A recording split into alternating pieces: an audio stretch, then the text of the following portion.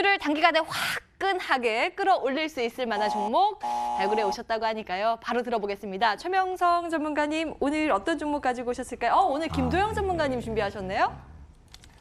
방송 열심히 해야 될 것 같습니다. 그래야 최명성 수장님을 좀 이겨서 저를 자주 호칭해 주시지 않을까, 불러주시지 않을까 그런 생각을 하는데요.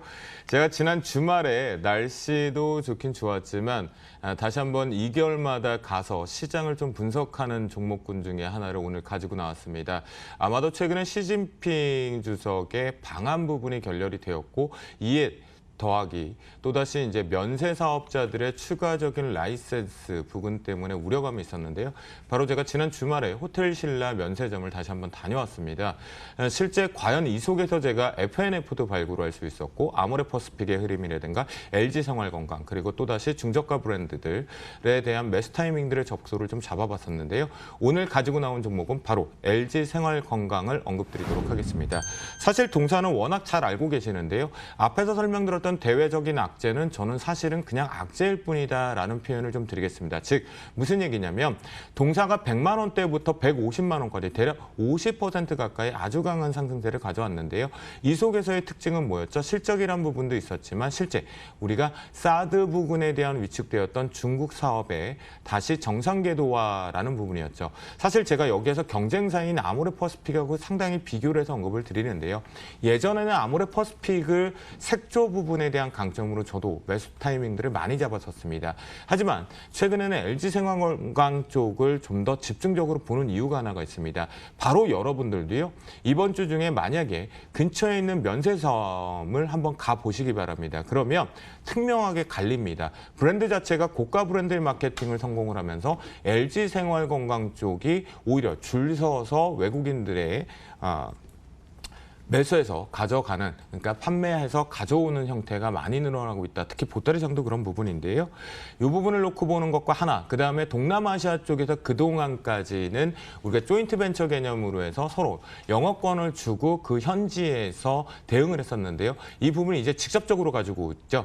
그렇다면 무슨 얘기를 하면요. 현지하고 해서 잘 특화되어서 자리를 몇 년 동안 잘 잡았잖아요. 그런데 이제 영업권을 갖고 옵니다. 직접 한답니다. 그러면 기존의 파이 자체에서 시장을 공격적으로 하는 것이 제한적일지 모르지만 꾸준한 성장은 가져올 수 있겠고 그러면 서로 수익을 나눠 먹었던 쉐어 구조가 이제 동사가 직접 다 가지고 오는 형태다. 그렇다면 한마디로 영업이익 증가율을 가져올 수 있겠죠. 그리고 고가 브랜드 부분은 이런 표현을 하더라고요. 저는 직접 써볼 일이 없어서 모르겠지만 이 LG생활건강의 이 브랜드들은 화장품계의 에르메스고 화장품계의 샤넬이라고 합니다. 제가 MTNW에 그런 샤넬이 됐으면 좋겠는데요. 전문가 중에. 자, 그런 관점에 놓고 봤을 때 동사 전 나쁘지 않다라고 생각을 합니다. 수급적인 측면을 잠시 판단을 해보겠습니다. 최근 들어와서 역시 공매도 세력의 타켓은 일정 부분은 발생이 됐습니다. 특히 오늘 개파락 부분이 발생됐던 것은 마지막 자금이 MSCI 정관 변경이라든가 앞에서 말씀드렸던 일정 정기 변경에 따라서 매도 압박 부분이 발생되었다라고 볼 수가 있겠는데요. 이 부분을 빠르게 회복하면서 올라오고 있다는 점과 최근에 외국인들 창구 쪽에서의 매도, 저는 일시적으로 수급에 꼬임이다라고 설명을 드렸죠. 그리고 나서 기관계 쪽이 다시 한번 연기금과 투신을 필두로 해서 매수세가 들어왔다는 것은 긍정적으로 판단이 됩니다.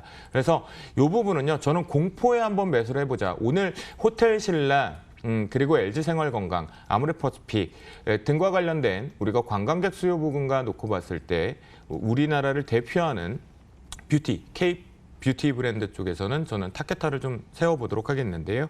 그래서 매수가는 125만 3천 원 이하 쪽으로 설정을 좀 보내드리는데 현재 분봉상으로 잠깐 판단해놓고 봤었을 때 살짝 눌려줘야 될 부분이 필요할 것 같아요. 이렇게 저는 시장 대비해서 살짝 이 부분을 이탈할 수 있을 것으로 판단해서 언급을 좀 드렸는데요. 역시 이 부분을 좀 고수를 하도록 하겠습니다. 빠르게 간다라도 126만 원이니까요.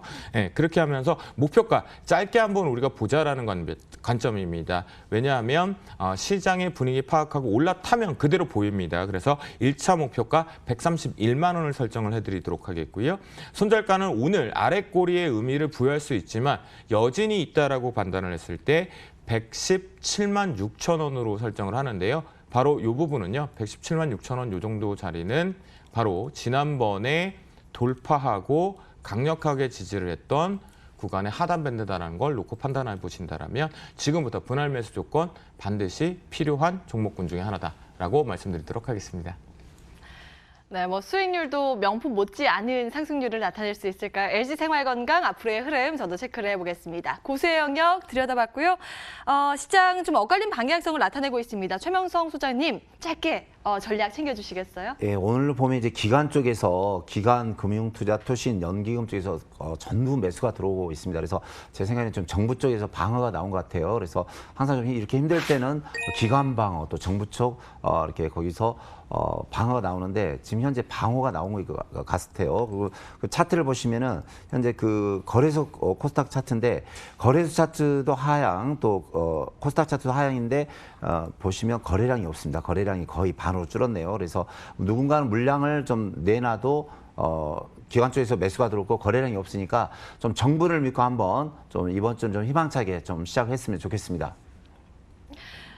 네, 이렇게 막판 전략까지 챙겨봤습니다. 여기서 인사드려야겠네요. MTNW 김도영, 최명성 두 전문가와 함께했고요. 남은 오후장도 MTN과 함께 성공 투자하시길 기원하겠습니다. 저희는 내일도 오후 1시에 어김없이 돌아오겠습니다. 가벼운 마음으로 놀러와 주세요. 오늘도 함께해 주신 여러분 고맙습니다.